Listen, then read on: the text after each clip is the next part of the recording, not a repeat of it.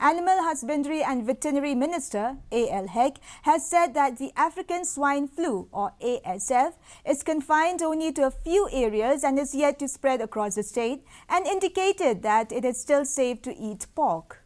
In an interview, Hegg said that ever since the ASF was detected, the department has taken several steps to prevent the virus from spreading to other places. He said that whenever an ASF is detected, the concerned village is contained. Pets are banned from leaving and entering the village. Hegg said that in East Khasi Hills, ASF was detected in 3 villages. Hegg said that to prevent the virus from spreading, the department immediately sent its team to assess and monitor the situation. Situation is very much under control, very much, because our rapid response teams are very fast to take action. Are the veterinary doctors?